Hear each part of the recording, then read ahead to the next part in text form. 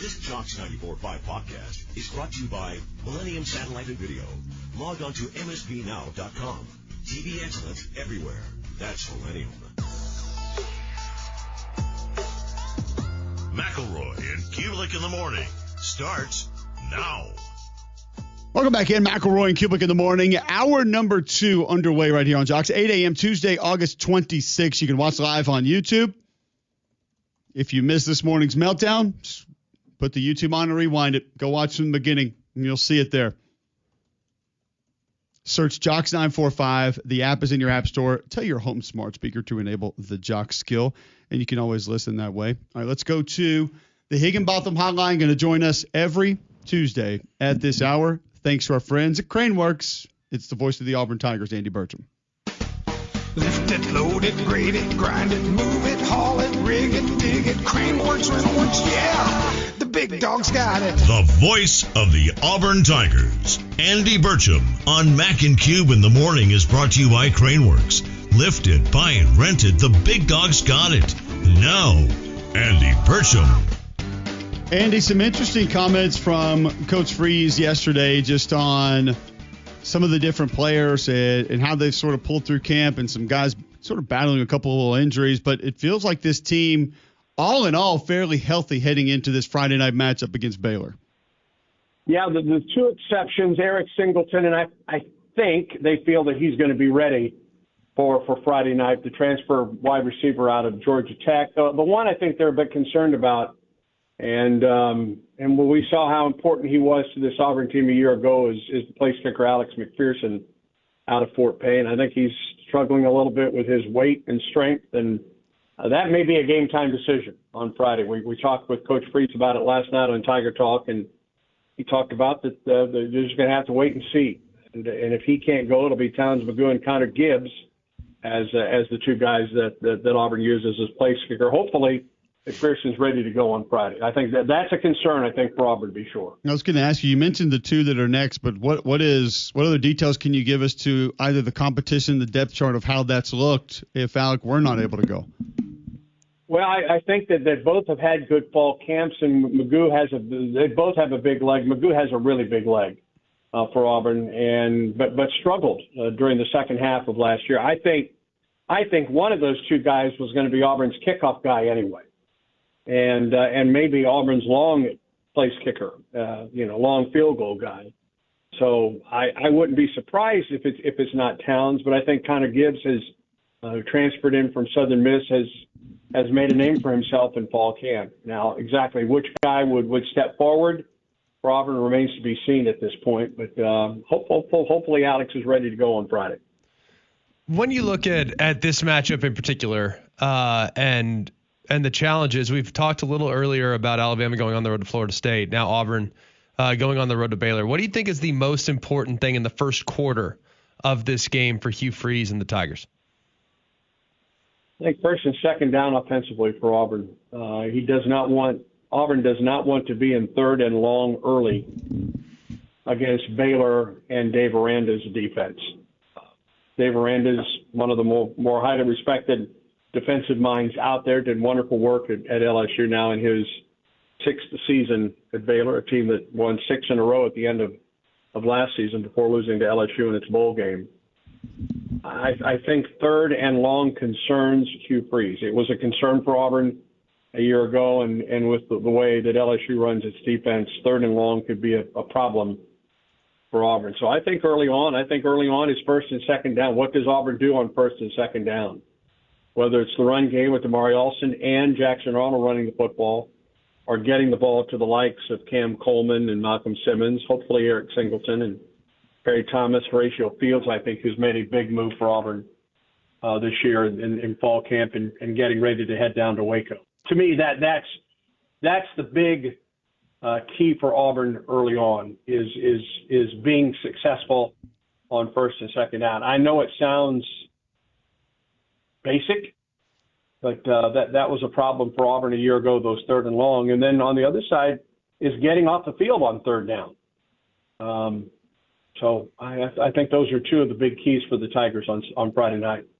Andy Burcham, voice of the Auburn Tigers, joining us on the Higginbotham Hotline with us each week, thanks to Craneworks. You mentioned Jackson Arnold running the football, and Greg and I have said it most of the offseason. He's not just a mobile guy. He's somebody who can legitimately break you down.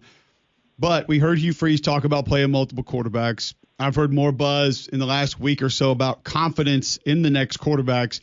Does all that in your mind, Andy, lead to Auburn fans should probably be ready for a little bit more Jackson Arnold on the ground than maybe has been discussed this offseason? Well, here's the thing about Jackson Arnold, and Coach Freeze talked about this last night on Tiger Talk that airs, of course, on Jocks. You know, I don't think they know exactly what they have in Jackson as a running quarterback just because in practice, and you guys know this, I mean, you know, quarterbacks don't get hit a lot in practice, and so first touch and the play is over. I believe that Coach Freeze believes that Jackson Arnold is a very good runner, and I think Auburn will have an opportunity to get yards out of this quarterback running the football and running the RPO. So while we've not seen it a lot in fall camp, that's been by design because the quarterbacks aren't live. He's going to be live on Friday night, and I think we'll see his ability to run the football. So Jackson Arnold is obviously an important part of what Auburn is getting ready to do Friday night at Baylor against a Baylor defense that you know, Dave Aranda calls plays for. The head coach is the defensive play caller for Baylor, and it's going to be a very interesting matchup. Auburn up front is experienced, especially the middle three with Wade, Lou, and Wright. Those are the experienced guys in an Auburn uniform, but Chaplin and Murphy at the two tackle spots are experienced, albeit elsewhere, with Chaplin coming from Virginia Tech and Murphy coming in from USC. So, listen, I mean, we can talk about exactly what's going to happen, but we just don't know at this point. Not until we get out there to Waco and get ready for a pretty warm evening, I believe, that's going to be in Waco, Texas, Friday night. What do you think would be the thing that would concern you the most from the broadcast booth's vantage point early in this game? Would it be Baylor running the football, being able to kind of neutralize the line of scrimmage? Would it be Sawyer Robertson getting off to a hot start? Would it be Jackson Arnold throwing a pick? Like, what would be your biggest concern early in this game that would have you a little on the edge? Early turnovers, I think. I mean, turnovers were such a big part of last year for Auburn. And I know it's a different quarterback, and it's a different, you know, there's a lot of different about this Auburn team going in.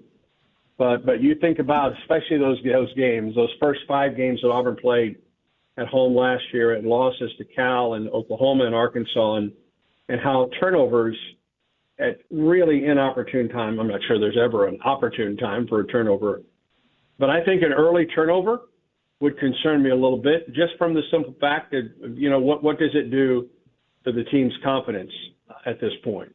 So that to me, listen, Auburn was last in the SEC in turnover margin last year at -9. I think that's something that Auburn absolutely has to turn around this season. I don't think Auburn has to be the best team in the SEC in turnover margin, but I think Auburn, for Auburn to be successful this season, it's got to stay away from the turnovers offensively and come up with turnovers defensively as well. To me, that's early on. If that happens, that concerns me a bit. It sounds like Andy Burcham, voice of the Auburn Tigers, with us on the Higginbotham Hotline. He'll join us every Tuesday thanks to Craneworks. Sounds like the front seven has exceeded expectations this fall. I think we all know Keldrick Falk. Kieron Crawford, a guy that, I said on this show over a year ago, his Arkansas State stuff, like wiry, flexible, big motor. It sounds like he maybe is kind of coming into his own a little bit this fall. What are your expectations just for that Auburn front seven? You mentioned pass rush a moment ago, but I think that's another part of this group that the coaching staff's really excited about. I agree with you, and I think they're excited. I mean, excited may not be the key word, but I think that they are pleased with the depth that Auburn has up front. Because if there's a question mark for Auburn going in defensively, going into fall camp, it was nose tackle and defensive tackle. Who steps forward, and how does Auburn fill out the depth? I think Auburn feels that it has the depth it needs at those two spots, at nose tackle and defensive tackle. And Bobby Jamison Travis, Ikevius Walker, Dallas Walker, Malik Blockton, Jay Hardy, James Ash is another guy that has emerged. Malik Autry, freshman from Opelika. And then the linebacker spot. And I think this is a year for DeMarcus Riddick to step forward for Auburn at the Sam linebacker spot out of Clanton, Alabama. Highly touted recruit coming in, was one of the first guys that Hugh Freeze flipped when he became the Auburn head coach. But after that, you know, it's guys that are coming in like a Bryce Diaz, who's a freshman out of Maryland, Robert Woodyard, Xavier Atkins, Caleb Wheatland to transfer in from Maryland, who has the most experience of any of Auburn's linebackers, albeit at Maryland. And then they really like what they've seen out of Elijah Melendez, freshman from Florida. So the depth up front, especially at nose and defensive tackle, I believe they feel they have the depth that need. It may be a little bit young at the linebacker spot, but I think Auburn feels that it has answered some questions, at least through fall camp. But again, those questions really aren't answered until you play in front of the lights, and that's Friday night down at Baylor. Finally, Andy, as you kind of evaluate the matchup on the perimeter, we have not talked much about Auburn's secondary. It's not been a real point of concern, but nor has it really been a point of emphasis throughout this offseason. There were a couple good pieces lost off last year's team. How do you feel about the secondary as a whole when taking on some of the passing attacks they'll have this year? And they will be tested because you're going to say, I mean, and right off the bat, I mean, you know, Sawyer Robertson threw for over 3,000 yards with 28 touchdowns a year ago and wasn't really QB1 at Baylor until the third or the fourth ball game for the Bears. So Auburn is going to be tested, obviously, in the past. Mac, I like Auburn's secondary. A year ago, it was mostly freshmen and sophomores that were playing for Auburn. This year, it's sophomores and juniors. And these guys, like a Caleb Harris or a Jay Crawford, got huge minutes, especially they had to for Auburn. Champ Anthony is back. Sylvester Smith is a guy that played a ton for Auburn as a true freshman last year. I like the fact that Auburn brought in Rayshawn Pleasant, who Coach Freeze talked about last night on Tiger Talk as a guy that really emerged for Auburn, not only in the return game, but at corner and at the nickel. Rayon Strader, who transferred in from Miami of Ohio. Ken Lee is a junior. I mean, he's the old guy, really, in this Auburn defense. So I like this secondary. Yes. Will it be tested? Absolutely, it's going to be tested, especially when it comes to Friday night, and then, of course, when Auburn gets into SEC play when it goes to Oklahoma in 4 weeks. So I think one of the reasons that there hasn't been a ton of talk about that secondary, I think Auburn feels pretty good about that secondary. That's an experienced secondary that, albeit was mostly freshmen a year ago, but these guys are veterans now. They're sophomores and juniors playing for the Tigers. Andy, tight end was a position that I don't really say I questioned coming into camp. I just didn't really know what Auburn had. I didn't have a lot of confidence based on what I had seen of what it was going to look like. So therefore, I was a little curious about it. I don't know how much it has solidified itself or how much it's going to be utilized. I do think Preston Howard, the transfer out of Maryland, is going to be able to help. What are you hearing about just that position and maybe its importance or different uses? Because I know Tate Johnson was somebody that was going to move over and help out there a little bit. Where's the tight end position heading into week one? Hugh Freeze last night said that it needs to remain healthy. You know, Auburn lost Brandon Frazier a year ago to a broken foot early in that New Mexico game. They need him to be healthy. He is Auburn's best blend at tight end of a pass catcher and a run blocker. Preston Howard is a better pass catcher than a run blocker. Tate Johnson, on the other hand, is a much better run blocker than a pass catcher. No area was hit harder by graduation than the tight end spot for Auburn from a year ago, where Auburn had incredible depth at tight end a year ago. It does not have as much depth, and they need to be healthy. I don't know if Auburn goes to the tight end as much as it did a year ago with Rivaldo Fairweather, who was that hybrid tight end. But those guys, Frazier and Howard and Johnson, they've got to stay healthy for Auburn this season. So I think that's the bottom line, because I believe Auburn feels that it has as much depth at tight end as it would like heading into the season opener. Andy, we always appreciate the time. It's going to be fun to visit with you every Tuesday. Appreciate it. And looking forward to next week. But as folks know, you're brought to us every Tuesday thanks to our friends at Craneworks. And let me tell you about RentalWorks. It offers a full line of rental equipment for any of your machinery needs. They also offer operators for every type of equipment as well. They can supply the equipment you need, plus the man to do the job. Go to craneworks.com for a quote. In Birmingham, Nashville, Mobile, and Huntsville. All right, I'm heading to Waco. Where are you guys heading? I'll be in Oxford, Mississippi, Georgia State at Ole Miss for the opener, GMAC. I'll be heading to Miami, Florida for Notre Dame and Miami on Sunday night.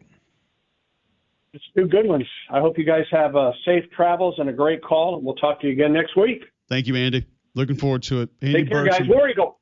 War Eagle. Andy Burcham joining us there on the Higginbotham Hotline. Thanks to Craneworks.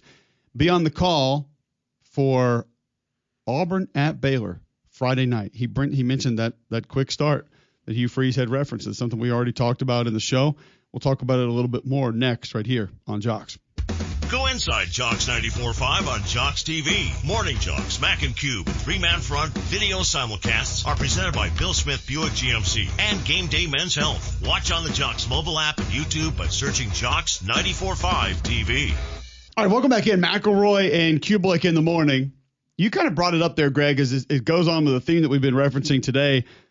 Fast start, starting quickly, and for that Auburn offense as well, kind of what they need to do. And here's a part of this game maybe best suited for MAXX Ball Friday, since today is only half ball. What is today, Tuesday? Half ball Tuesday, since we have Bruce Pearl on the show. We are not allowed to talk college football today. Well, 11/12 ball. Same thing. Actually, after a few segments, it's probably like 9/12, 3/4. 3/4 ball. We had to hear about you and your busted body, so. No, it's busted now. We do have Greg lined up for dry needling later in the show. I'm a little concerned about it, but we'll make it work. I would be too. You're not going to let me lay down, so that's a problem. If you can lay down and still do the show, have a microphone in your face, then yeah, you're good. You can lay down. I'm basically laying down, sitting up right now. What? I can't move. I'm laying down, sitting up. Say that out loud 3 times and think about what you said. I'm laying down, sitting up. I'm laying down, sitting up. I'm laying down, sitting up. Yeah, it makes sense. Like I feel like I'm laying down. If you think it does. Flat, and I can't move. Noted. Range of motion limited. Got it. Okay. I am interested because I have had a few conversations about this, and I feel like people that I trust, you being one of them, are on different sides of this. Oh boy, here we go. No, I think you're going to like this one. I think you're going to think this is good. Love that. I think there are two main, and listen, there could be plenty of ways Dave Aranda could go. Yeah. But I think there are two main possibilities of how Dave Aranda plays this thing. I think he says these wide receivers are really good. We know we're probably going to have trouble with them one-on-one. So we're going to stay back. You can have all kind of take the Patrick Mahomes approach. You can have all the 4- and 6-yard completions, or at least attempt those that you want. We still think we might have some success there. But Cam Coleman, Eric Singleton company, which, by the way, I'll just share this on air. You think Singleton will go? I'll just share this on air. I am not concerned about Eric Singleton. Yeah. There. Said it. It's out there. That's all you need to know. You can have all the intermediate stuff, all the quick stuff. Good luck. Have fun with that. Great. Not getting us up top. Not giving up explosives. Not going to do it. Or that's how I'd approach it. The flip side, and we've talked about this, is I mean, we have also made the comments on the show. Why would Dave Aranda not go into this game saying we can rattle him? Quarterback has shown he'll make some mistakes. His mindset most likely being they got to kind of run the football, right? They're going to want to establish the run. They're going to lean on a veteran offensive line. They got backs that have been there, been in the system. That the run game will open everything else up. Let's load the box. Let's bring our safeties down. Let's line up in some different things up front. Let's get everybody close to the line of scrimmage. Let's cause commotion. Let's take the run away and make the quarterback beat us. Which is more advantageous? Which you think you'll see more of early from Dave Aranda? I think early. So like I could see this going both ways. Like normally I'd want to work myself into the game. So I don't want to give up big play early. Don't want to give up something cheap. Just kind of keep it in front. Bend, don't break. Let the field condense, and he'll throw us one.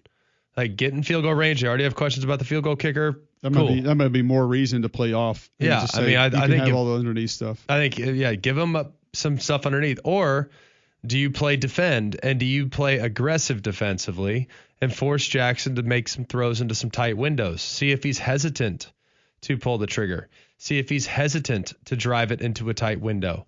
I think that is, you can do one of two things. I kind of lean towards the former because I just don't want to give up a freebie. But then again, there's a lot of grounds for the latter as well. Because if he gets into a rhythm, and because you're giving him hitches, you're giving him slants, you're giving him underneath routes that are easy, and he sees balls go into the receiver's hands, he sees completions, does that lead to him feeling a little more confident, maybe the game slowing down for him? So I think Dave Aranda is going to come out and press the issue. I think they're going to be aggressive. And if he hits one over the top, so be it. We'll get it back with our offense because our offense is probably just as good as Auburn's, if not better. Okay. I think that is one of the things I'm most interested to see in this game. If he gives Hugh Freeze lighter boxes, because I do have confidence in the offensive line. I think that we've talked about there's not a massive difference in running back. Now, in stature and physicality there is, style there is, but there's not a ton of drop-off, whether you go from Damari Alston, Jeremiah Cobb, Darrell Robinson. You have multiple backs I think are capable. If you're asking right now who's going to get the bulk of the carries and who has the chance to have the best year, I would tell you Damari Alston. I think looking a little bit more explosive this year and somebody that once in open field I think could make you pay a little bit more. That's kind of why I asked Andy about the tight end position.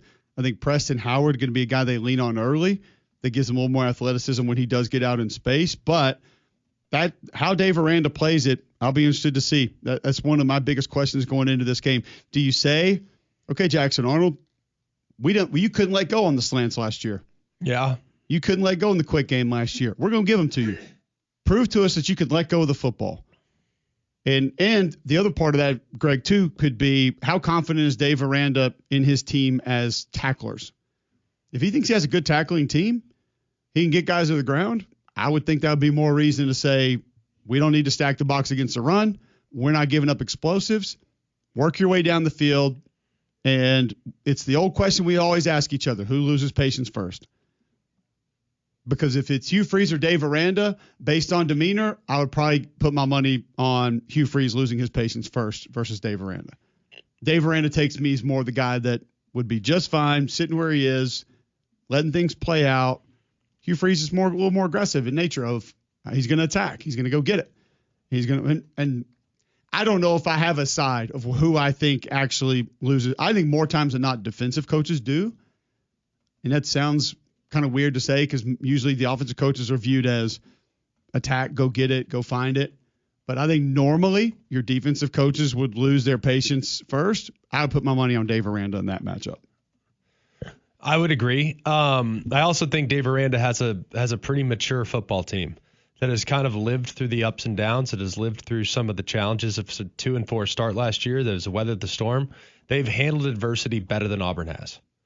So I think if I'm Dave Aranda, I feel pretty confident in my team's ability to bounce back, whereas I don't know that much about my opposition. I think if I give up a couple ones early, no problem. We can get that back. Then the other aspect of it, too, is if you go tail the tape, Baylor matches up pretty well. Like, if you go tail the tape, which quarterback you taking? Jackson Arnold, Sawyer Robertson. Okay, Sawyer Robertson. You go running back. You going Bryson Washington or Auburn's trio? I'm going Bryce Washington. You go wide receivers. I'm going Auburn. You go offensive line. Probably Auburn. Probably lean Auburn there, yeah. All right. You go defensive line. Splitting hairs. Probably Auburn. I think with the difference on the edge, you lean Auburn. Yes. I think you go second level defensively. Toss up. Push. No idea. Secondary. Toss up. No idea. Maybe slight lean Baylor. They got a couple good safeties, but it's a minimal. So I think I might look at it and say, all right, we have a couple advantages at the most key positions. I will put the game in my quarterback's hands, whereas I don't know if Hugh Freeze is willing to do that. So playing from behind, if you're Dave Aranda, not the end of the world. Like if you prefer not to. You have confidence your guy can handle that. Correct. Like prefer not to, but if I need to play from behind, I will. I'm going to challenge Jackson Arnold. I'm going to test his mental strength. If he makes a mistake early, can that rattle him? Will he be hesitant in the event in which he throws an early pick to release it yet again, like he's shown in the past? Like I would go out and I would play lockdown, defend defense. I would 100% challenge every throw. And if I gave a big play, so be it. I would go out and I would force the issue early. Yeah. So you think a little more aggressive by Dave Aranda. That's what I would do. Okay. And I would do a lot of gray area. I would not give concrete coverages. I would have guys moving, sliding, adjusting, tweaking. I would just try to make him feel unsettled. And if I make him feel unsettled, that might lead to me having a bit of an advantage from a pass rush standpoint because he might hold the football. Speaking of that Auburn run game, Dave Aranda actually discussed it yesterday when he met the media. These were his thoughts on the physicality that he thinks Auburn's run game may bring. Yeah, that's the best thing they do. They're physical.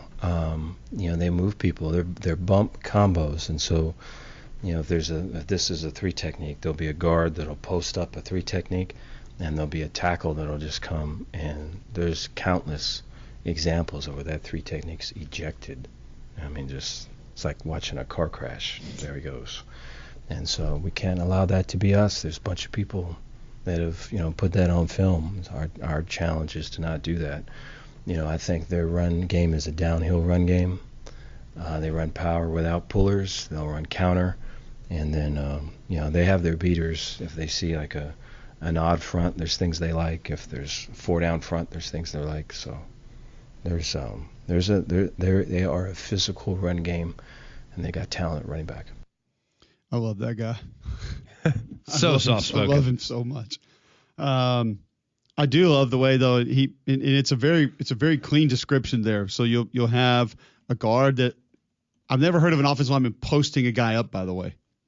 But essentially you'll engage, post him up, and then here comes your tackle who will slam. Some guys call it a slam technique. Some people call it a quick combo. But you're not trying to necessarily work together and get elongated movement at the point of attack. It's a quick bump, like he said.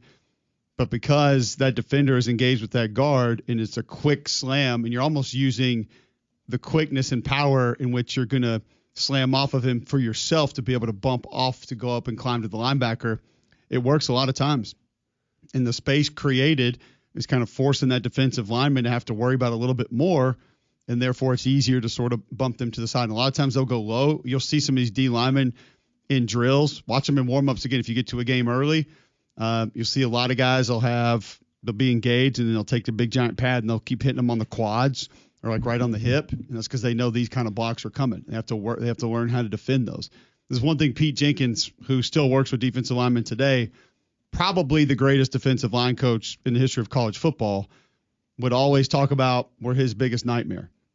He's like, because how do you defend that? Like, how do you take that on? Both hands engaged with an offensive lineman. And then here comes a guy that's going, not just trying to double team you, but he's going at your hip quad area. What do you just move your rear end over to him? Like, it's impossible. There's nothing you can really do.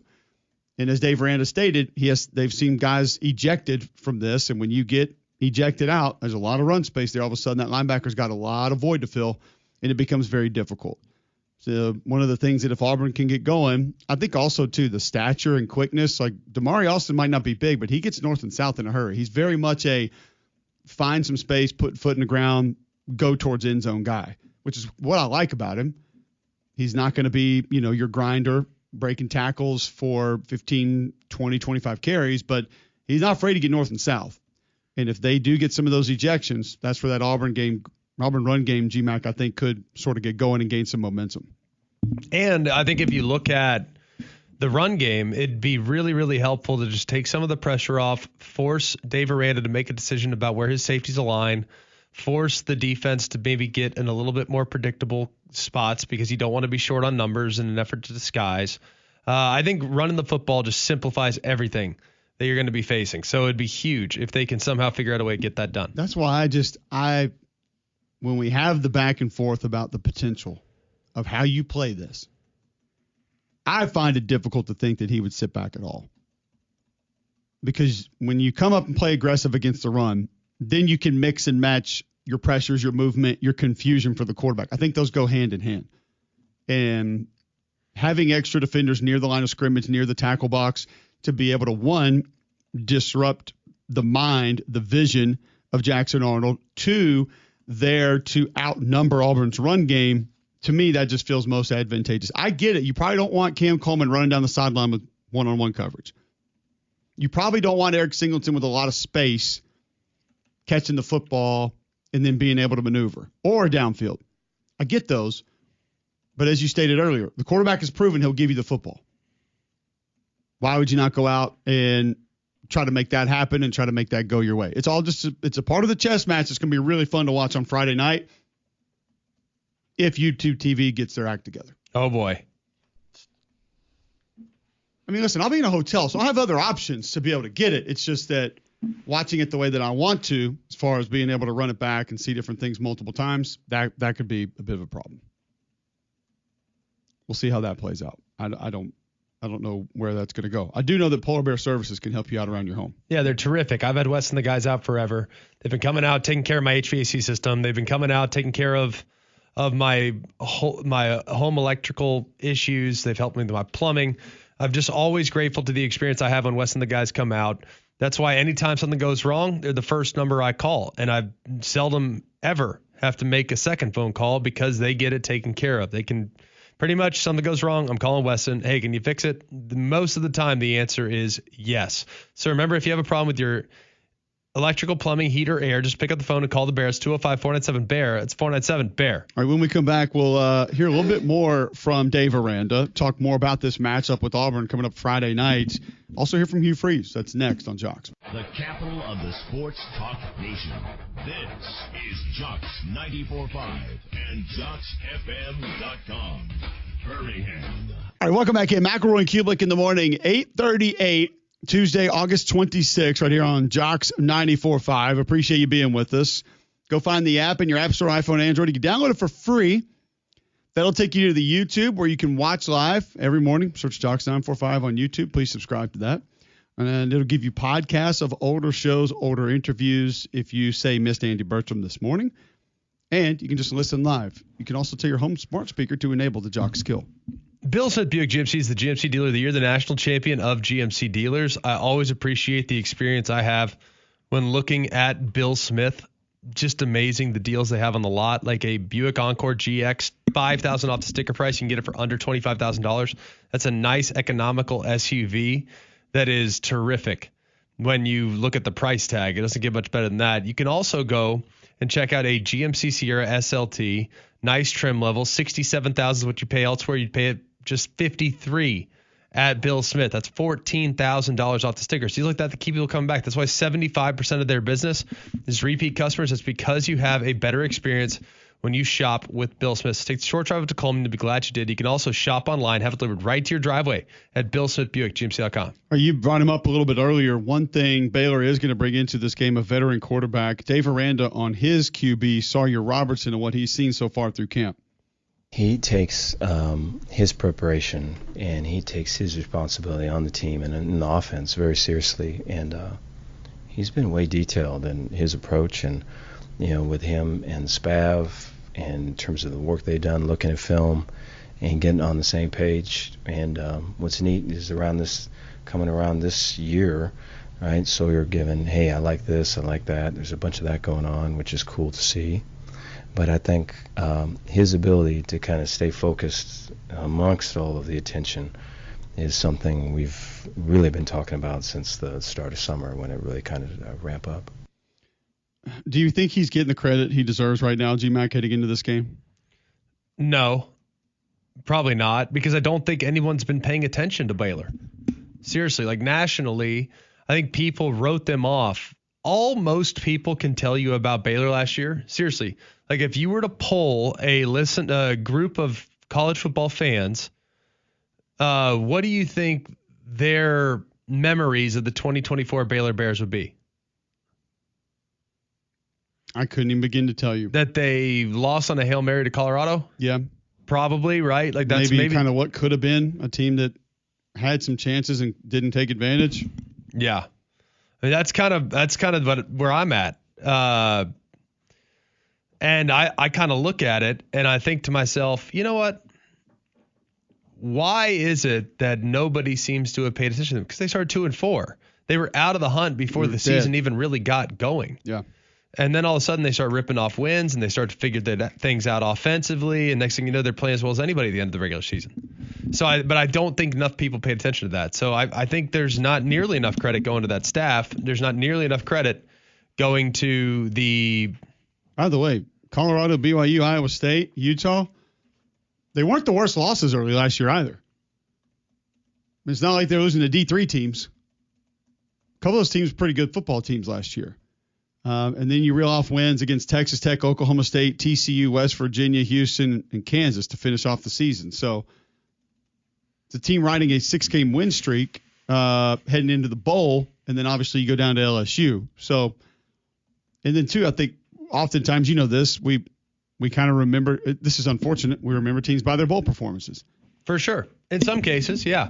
And it shouldn't be that way because we know what bowl games are now, with what rosters are and guys that are in, out, whatever that is. But being able to put that win streak together kind of gave them some momentum late, and then you lose the bowl matchup, and that probably didn't allow a lot of people to say, oh, yeah, that's a team that has momentum going into the next year.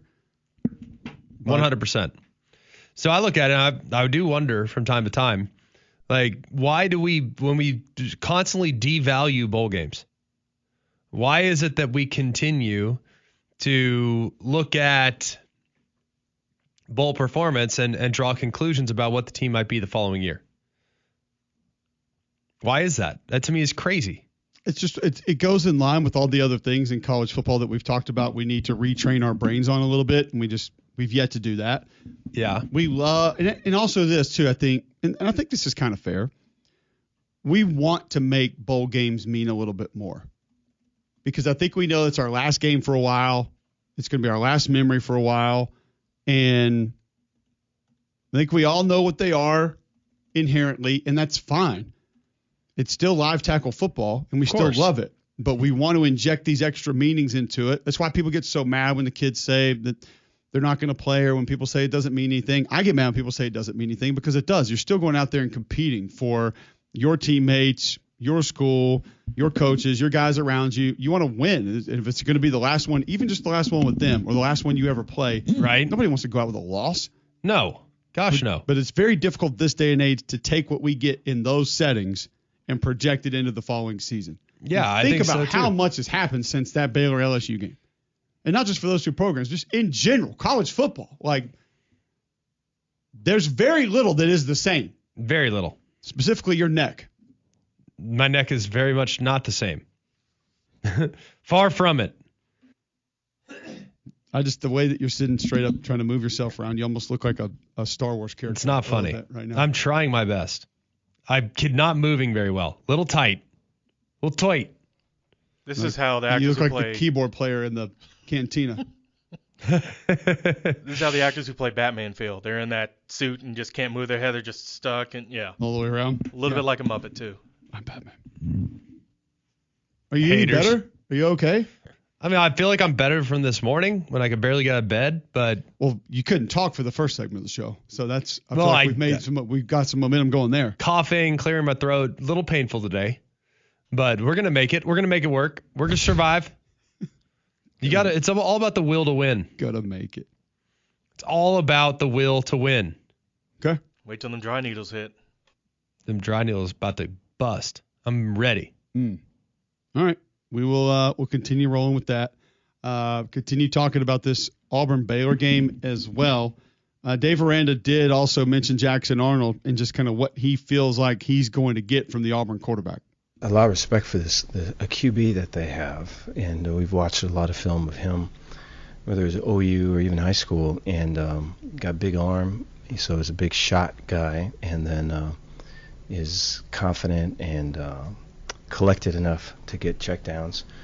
but the scrambles are worrisome. And so, I think more games are lost rather than won early in the season. You look at the games that were played in week 0 here, just all the turnovers and just all of it. And, I think our game is probably going to be lost before it's won. And so, by somebody, And so I just think, being aggressive and all these things are things that you want to do, and all this, you got to be sound. You got to keep the quarterback contained. You got to make him earn it. And so those are things we're focusing on. Very interesting thought there, GMAC. I want to hit that on the other side. More games, week 0, week 1, week 2, won or lost. We'll have a little bit more to say about that. Before we do that, tell our listeners about Shannara Flooring. Well, Fu and his guys have done a great job of putting together a ton of inventory, 40,000 square feet of CoreTech flooring by Shaw in stock today. The thing I really, really like about this CoreTech flooring is that it's durable, it's dependable, it's amazing. It's really, really good. And I think you guys will understand it'll add value to your home or business, especially with kids, pets, you name it, in the kitchen, in my office, what have you. I need durable flooring. That's why CoreTech flooring makes a ton of sense. And for Shannara Flooring, you can get $10 off per box if you order it now. That's a pretty dang good deal, and you can stack a ton of savings if things kind of go in that direction. Really, really beneficial to think that this group is going to put you in position to make sure you upgrade your home, upgrade your office, and save some money in the process. You get 12 months financing as well, so you can help pay it off over the course of time. So go and check out Shannara Flooring at footandyou.com. That's footandyou.com. It's Shannara Flooring. All right, when we come back, we'll discuss that a little bit further. More games, lost or won, and who does that line up for best with some of these big week 1 matchups? Next, right here on Jocks.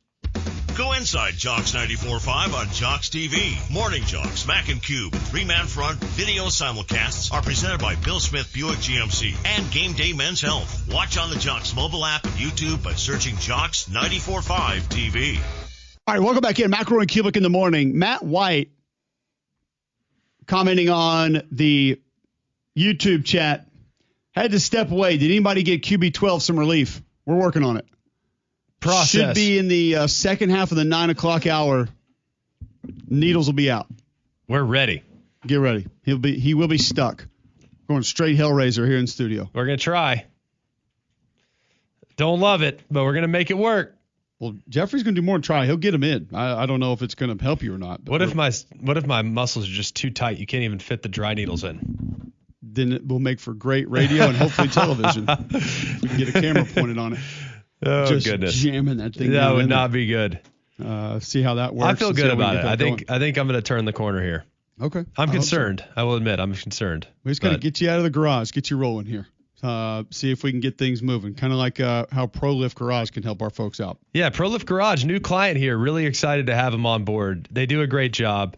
Visiting with the company the other day, they just really do a great. Mike has done a great job. They have over 200 5-star reviews. It's a locally owned and operated, community-based company. The beauty about ProLift Garage Doors is that that's not a brand. They can work and service all major brands of garage doors. They can upgrade the appearance of your home with brand new garage doors. They can do repair, replacement, installation. So if you hear kind of strange noises, if for whatever reason the garage door is going up a little too slowly, you might not even know you need it, but you might want to have them take a look at it with its vibrations, shaking. You might need that maintenance service. So go online to proliftdoors.com. That's proliftdoors.com. You can also give them a call, 205-931-5927. ProLift Garage Doors, lifting your expectations. We heard Dave Aranda say it there, Greg, when referencing some different things with Jackson Arnold, that he thinks early in the season, week 0, week 1, more games are lost than won. Yeah. First off, do you agree with that? Yes. Early in the year? 100%. Yeah, I think we've just mentioned that the continuity, the chemistry, it's not always there for these teams early in the season. Now with the roster turnover, it's impossible to think that so many players on both sides of the ball with different position groups, with different units, are going to be on the same page. And that's going to be comfortable dealing with adversity, dealing with crowd noise, all those different things. Like I took my boys to Auburn practice on Sunday, and they go inside for a couple periods, and they turn the crowd noise on, and both of them are just like, what do we do? Like, why are they doing this? What is this? And it was just, sometimes it's entertaining to have to explain people things that they don't know. So I'm trying to tell my 8-year-old and 5-year-old, like, this is why they're doing this. Now we had to walk outside to do it because obviously they couldn't hear anything in there. But just saying, hey, when they're playing a road game, when they're on the road, you can't hear. You're not going to be able to turn to the guy next to you and say something and just change a play, change a route, get the protection changed quickly. It's going to take more time. That's going to put more pressure on you because the play clock's running down. There's going to be more distractions because people are yelling things at you. You're not going to get the crowd noise when you make a positive play that you expect to get the juices flowing. There's so many things are different. And when they're different in different places, obviously those changes don't allow for things to be comfortable. So what teams, and you don't even have to say an individual team right now, like a Bama or an LSU or whatever, but the types of teams heading into the preseason are best suited for this. Best suited for the fact that more games are lost than won going into the first week 2, week 3 of the season. Well, teams that are traditionally a little more conservative, teams that are not necessarily the types that are trying to dictate tempo, trying to dictate terms, trying to push the ball down the field. If you're naturally a little more conservative, that's probably a good thing. If you watched the Iowa State-Kansas State game last week, for example, not really a super aggressive approach. Kind of, hey, let's get a feel for it. Let's kind of work our way into what we're doing offensively and defensively. Don't give up a big play. Don't turn it over. Like, it lived to throw it in the dirt. It's fine. If you complete 50% of your passes week 1, that's fine. It's okay. No one cares. Just don't make the critical error. Don't make the big mistake. Don't muff a punt inside your own 10-yard line, right? So I think that is huge for week 1. So many games will be won because the other team made a critical mistake. Just get out of your own way. Don't make a huge error, and you'll be in good shape. Before we go to break and keep talking about that and move on to Bruce Pearl, tell our listeners about Crocker Moving Services. They're a local company owned by an Iraq War veteran, Eric Crocker. Crocker believes in hiring movers you can trust, complete full background checks, and run drug tests on every single employee. These are good guys. You can trust them in your home. There's your whole home back to move your company headquarters across the country, or you just want them to come rearrange your living room. These guys got you covered. They also do deliveries for furniture they purchase need to get to your homes. Call them online today for a free quote. The website's crockermovingservice.com. All right, when we come back, Bruce Pearl, Auburn basketball coach talks hoops next. This is McElroy and Cubelic in the morning.